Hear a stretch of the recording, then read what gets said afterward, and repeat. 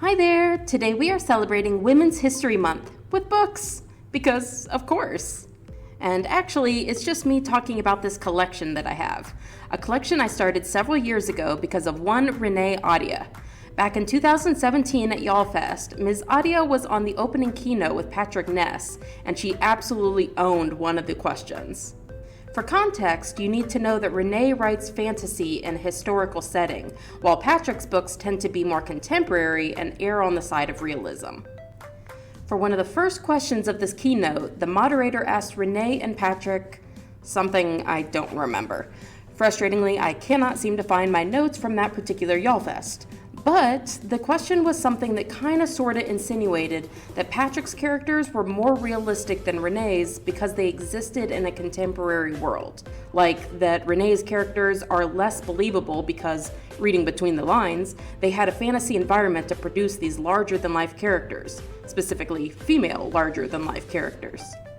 Now, of course, the moderator had no malicious intent, nor do I think they meant to imply that Renee's strong female characters could never exist in our world. But no sooner had the words left their mouth that Renee seized on the opportunity. She jumped in and was like, no, my characters are real. They are based on real historical women who lived and breathed. Don't mistake fantasy for unrealistic.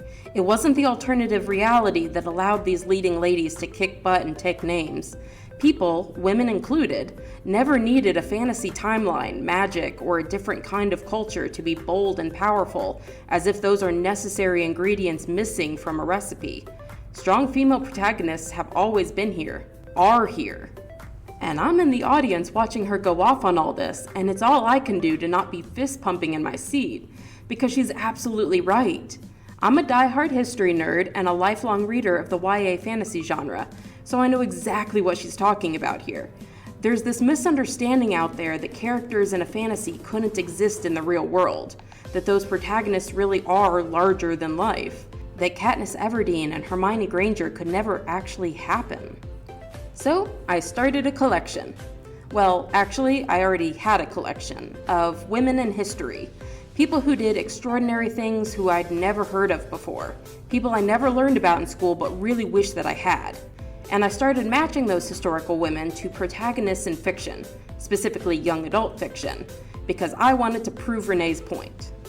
I now have about 100 women in my collection. Not all of them are matched with books yet, but new books are published all the time, and I can be patient. Either way, this collection is my pride and joy, and I wanted to share a small sampling of it with you. Just 10 of them. Books whose main characters mirror real women in history. Number 1. Because this whole collection was inspired by Renee Adia to begin with, it only seems fair to start with one of her books. The Flame in the Mist is the story of Mariko, the daughter of a samurai whose only job is to marry well. However, when she is ambushed on her way to meet her betrothed, she abandons the future laid out for her and instead infiltrates the group that attacked her. There are any number of Japanese warrior women Renee could have used as inspiration for Mariko, including Tomoe Gozen, the famous samurai, but given all the ninjas, or rather shinobi, in the story, I thought it was more appropriate to talk about Mochizuki Shiyome. She was a noblewoman, poet, and kunoichi, a female ninja. She founded a school that trained more than 300 women to be ninjas. She took in women who tended to be forgotten by society, orphans, widows, runaways, and the like, and gave them skills and a job. Now, similar to Milan, there's considerable debate over whether or not Shiyome was a real person who actually existed. But kunoichi were definitely real. They trained in etiquette, dance, music, and disguise in order to infiltrate every level of society. They masqueraded as traveling performers, noblewomen, religious pilgrims, and geishas in order to gather whatever information their employers needed. And actually, some historians argue that the lack of historical records about Shiyome may indicate just how good she was at flying under the radar. The best spy is the one that's never caught, right? Next up, we have Little Thieves by Margaret Owen. Vanya Schmidt is leading a dangerous double life. She's a princess by day and a jewel thief by night. But then, one heist away from freedom, she crosses the wrong god and ends up cursed, with only 2 weeks to swindle her way out of it. Now, we don't condone the actions of thieves and con artists, but as is the case with Vanya, they make for very entertaining characters. Just like Jeanne de Valois Saint-Remy. She was a con artist in 18th century France, and her greatest scheme was stealing the world's most expensive necklace. It's an incredibly long story, known as the Affair of the Diamond Necklace, but the gist of it is that Jeanne posed as Queen Marie Antoinette to a nobleman who had fallen out of favor with the royal family. She preyed on his political ambitions, getting him to send her large sums of money and, eventually, a necklace commissioned by the late king consisting of 647 diamonds. Of course, the grift was eventually discovered, and Jeanne was imprisoned. But even that's not the end of her story, because she escaped the Bastille and went on to write a memoir about her escapades, because you can never keep a crafty woman down. Number 3 on this list is Shadow and Bone by Leigh Bardugo. This is the first book in a trilogy, and now a show on Netflix, about Alina Starkov, a seemingly ordinary girl who turns out to have a remarkable and unique ability to summon light. She's then plunged into a world where she now has to identify and deal with people who want to challenge her, use her, worship her, and destroy her. To survive it all, she'll have to decide for herself who she wants to be and how she wants to use her power. And there are a lot of historical figures who have to navigate social and political upheaval, but at this moment, I'll call Olga of Kiev to the stage. She's a saint, she's a ruler, she's responsible for a lot of people dying. After her husband was murdered by a neighboring tribe, Olga took her revenge through a series of increasingly brutal schemes that led to the utter devastation of that tribe. Despite the blood on her hands, Olga's cleverness served her and her nation well throughout her life. She dodged numerous wily suitors, which allowed her to preserve Kievan Rus's political and cultural autonomy. In the end, Olga never allowed anyone to pervade or take credit for the legacy she worked so hard for. Number 4, An Ember in the Ashes by Sabah Tahir. In the Marshall Empire, Laya knows defiance means death. But when her brother is in prison for treason, she'll do anything to get him back, even if that means spying for the rebels within the most dangerous walls of the empire. And for this book, it has to be Khalda bint al-Azwar. She's the daughter of an Arab tribal chief who joined up with the Islamic conquest in the 7th century. She initially joined as a nurse while her brother enlisted on the front lines. That is, until said brother was captured in battle. Upon learning of his capture, Khawla promptly took up arms and charged in to save him. She did that, and then continued to fight in the rest of the campaign. She even led her own army of warrior women to defeat the Byzantines' chief commander. Khawla made an enormous impact, so much so that the United Arab Emirates' first women's military school is named after her. Next up is number 5, Winter Song by S.J. Jones. Liesel's musical aspirations are slipping out of her grasp, along with her childhood fantasies about the beautiful and dangerous Goblin King from her grandmother's stories. But when her sister is taken by said Goblin King, Liesel finds a place for herself, a sense of belonging, in the underground she never would have imagined. And this comparison is a bit of a cheat because there are specific references to it in the book. In this fantasy world, Liesel is Mozart, but not that Mozart, the other Mozart, Wolfgang Amadeus Mozart's older sister, Maria Anna Mozart. Maria Anna has been described as the first prodigy in the family, having been the first child to be taught music and receiving top billing when she and her brother began touring Europe to showcase their talents. She was a master pianist and helped her brother write his first composition. But despite her widespread renown, once she reached marriageable age, Maria Anna was benched, told to stay home while her brother continued his musical tour. That didn't exactly put an end to her influence, though. She continued to write her own compositions throughout her life and shared them with her brother. At the very least, they likely worked off of each other creatively, continuing to improve alongside one another. But there are historians who argue there's evidence that it was Maria Anna, not Wolfgang, who composed portions or even whole symphonies of work that have his name on it. It might have been the only way Wolfgang could have supported his sister's talent and have it be known, even if it wasn't known under her name. Number 6, The Foxglove King by Hannah F. Witten. Lore is trying to keep a low profile, but that's easier said than done when she possesses death magic and a job running poisons. It's really only a matter of time before she's caught and given an ultimatum: work for the king or die. And now Lore can't decide which is more dangerous, the royal court or her own past. So I'll call your attention back to that part where I said we don't condone illegal enterprises. You remember that, right? And when I said I was matching fictional characters to real people, I did not promise they were going to be heroes. And Marie-Madeleine Marguerite d'Aubray was most definitely not a hero. But she did make poisons, and she did get tied up into court politics and intrigue. Marie-Madeleine married into nobility, which should have set her up nicely in life, but it apparently wasn't enough, because when she learned how to make poisons from her lover and tested it on patients at the local hospital for good measure, she used it against her father and her brothers in order to inherit the family estate. She was caught, of course, but at her execution, she claimed half of Paris was guilty of the same crime. Now, that was quite a statement to make, especially from a member of the aristocracy, and it sparked a literal and metaphorical witch hunt for people peddling inheritance matters. The investigation went right to the top of society, going so far as to accuse the king's favorite mistress and woman dubbed the true Queen of France of buying poisons and potions meant to entrap the king. The king, not too happy about his gal pal being accused of such a thing, called the investigation off. But people always wondered. Number 7, Skyward by Brandon Sanderson. Spensa is a teenage girl living among the remnants of the human race on a planet constantly bombarded by attacks from alien starships. She longs to be a pilot, and when she finds the wreckage of an ancient ship, she thinks she might finally have a chance. But she'll have to piece the ship back together and navigate flight school first. And of course, the first pilot that comes to my mind is Bessie Coleman. But the comparisons between Bessie and Spensa don't stop there. Instead of a futuristic world decimated by alien attacks, Bessie lived in the Jim Crow South as a biracial woman. Bessie also similarly struggled to become a pilot. She had to leave America behind because no flight school would admit a black student.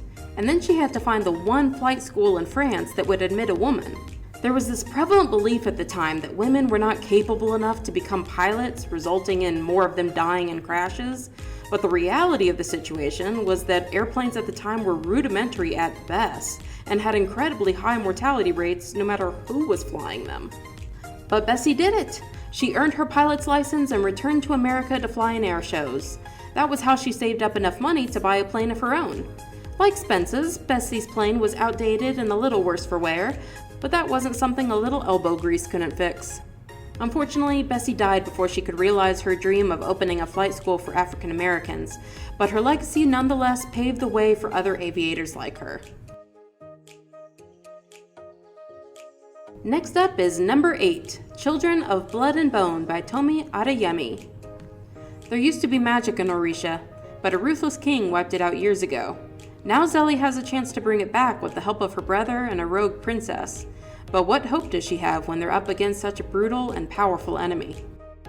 There are so many women in history who resisted and overcame impossible odds against overwhelming enemies.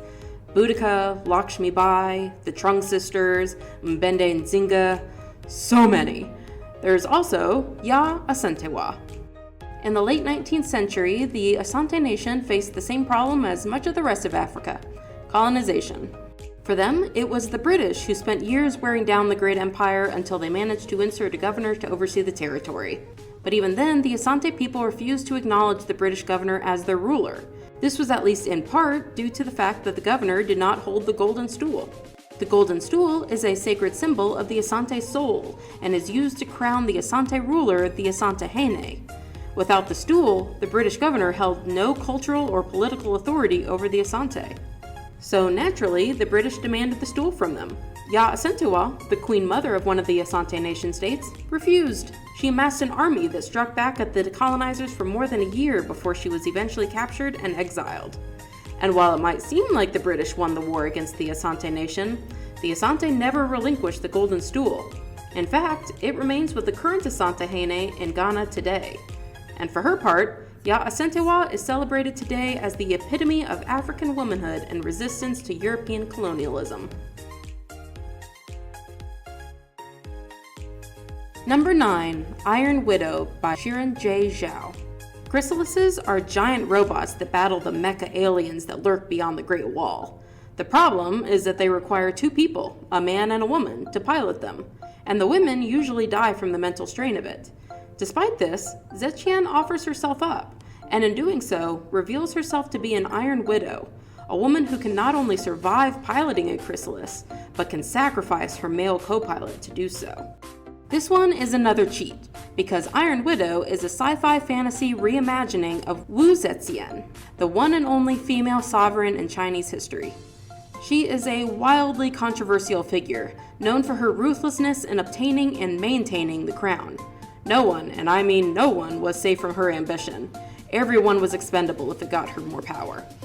But if you look beyond her trail of blood, Wu Zetian did make lasting positive changes to Chinese society during her reign. She took power away from military and political aristocracies and gave it to a scholarly bureaucracy. Basically, she hired people based on their ability to do the job well, not because they were born into the right family. Of course, she likely did this to ensure that she was surrounded by people who were loyal to her, but it made a positive impact nonetheless. And, being fully aware of her less than saintly life, she ordered that her tombstone be left blank so that she could be judged by her legacy, not necessarily by the things she did on her way to the throne.